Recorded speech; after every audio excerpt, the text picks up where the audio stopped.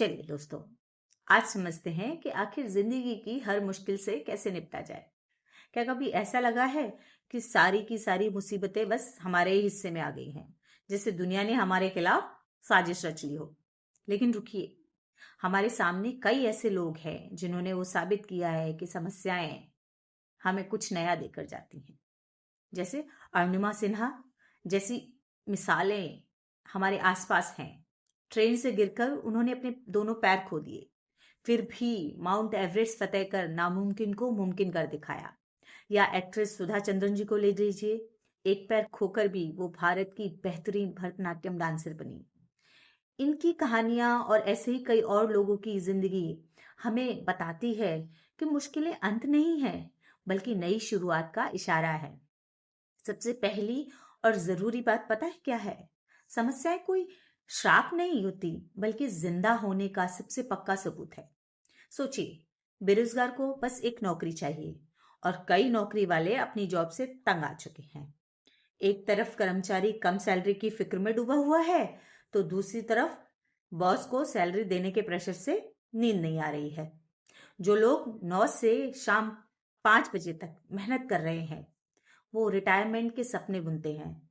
और कई रिटायर्ड लोग आज अकेलेपन की आग में चल रहे हैं। वो सोचते हैं कि काश आज भी नौकरी कर रहे होते। है ना अजीब पैराडॉक्स?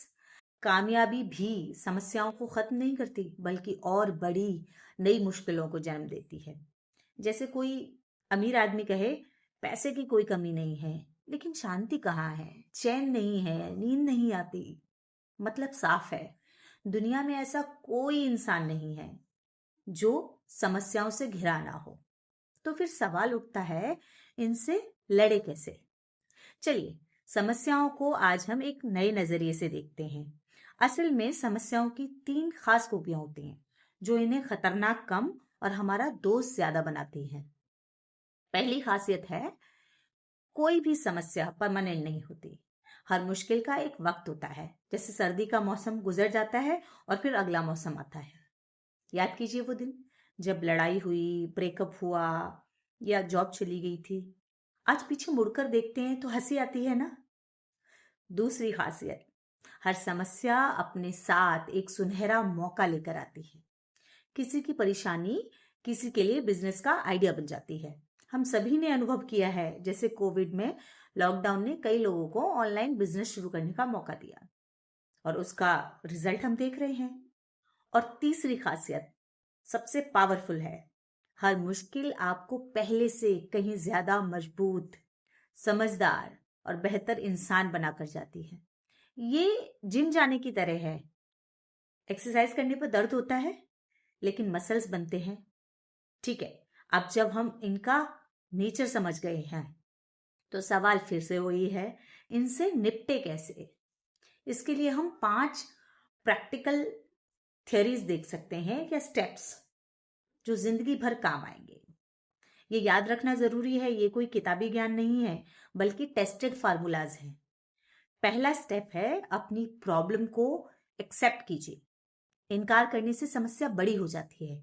जैसे हर ताले की एक चाबी होती है, वैसे ही हर प्रॉब्लम का एक सोल्यूशन होता है, बस उसे पहचानना है। एक्सेप्टेंस से एनर्जी फ्री होती है सॉल्यूशन ढूंढने के लिए। दूसरा, राय का पहाड़ मत बनाओ। प्रॉब्लम को बढ़ा चढ़ाकर बताने से सिर्फ टेंशन बढ़ती है, सॉल्यूशन नहीं मिलता।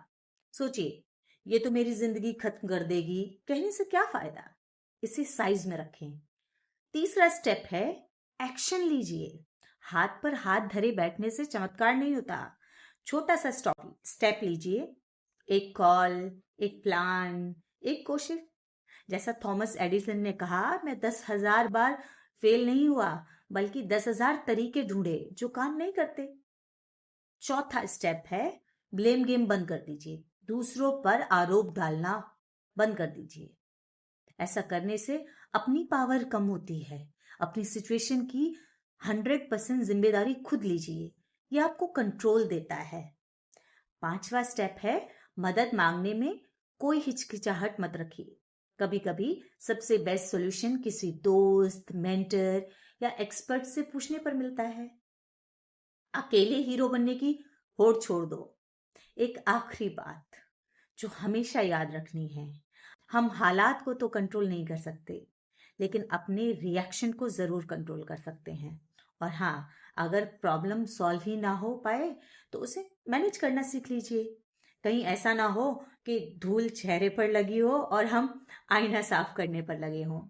तो दोस्तों, अगर प्रॉब्लम असल में प्रॉब्लम नहीं बल्कि हमारा नज़रिया है, तो आज इसे बदलने का फैसला लीजिए।